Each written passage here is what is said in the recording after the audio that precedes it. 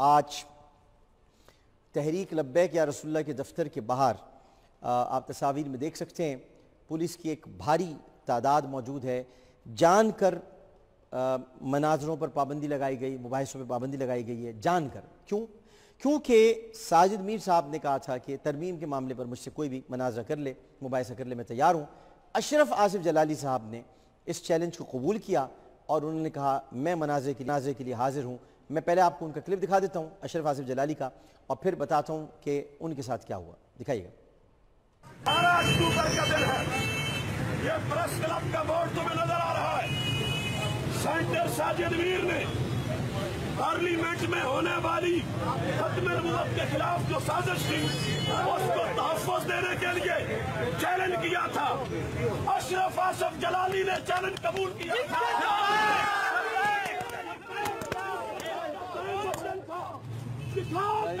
ساجد میر اس کو کھا گئی زمین اور سینٹ کی ٹکٹ پر ایمان بیچنے والا کہاں ہے ساجد میر؟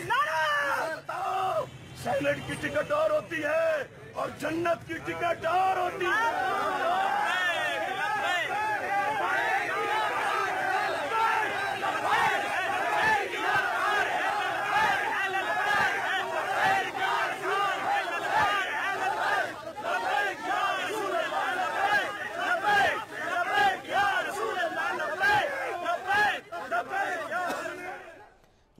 اور اس کے بعد ڈاکٹر اشرف آصف جلالی کو گرفتار کر لیا گیا.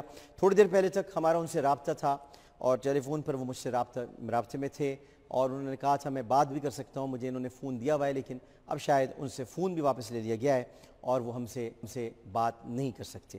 ناظرین محترم, یہ میں آپ سے کہہ رہا تھا نا, یہ ایک انا کی پھیلائی گئی ہے, ایک جان کر ایک ایسا معاملہ کہ جس پر یہاں پر ایک اشتعال پیدا ہو, ایک ہیجان پیدا ہو.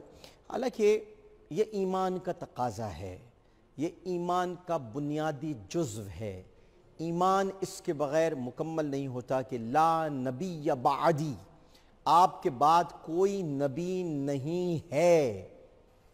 یہ تو صحابہ کرام رضوان اللہ تعالیٰ علیہم اجمعین نے معاذ اللہ ایسی جرت نہیں کی. حالانکہ حدیث موجود ہے اگر میرے بعد کوئی نبی ہوتا تو عمر رضی اللہ تعالیٰ عنہ ہوتے, لیکن انہوں نے بھی, کیونکہ پتہ ہے خاتم النبیین, انا خاتم النبیین. تو یہ ترمیم کی گئی, یہ مسائل پیدا کیے گئے جس کی بنیاد پر جناب ڈاکٹر اشرف آصف جلالی صاحب نے ان کو مناظرے کا چیلنج ان کا قبول کیا. اب وہ گرفتار ہے.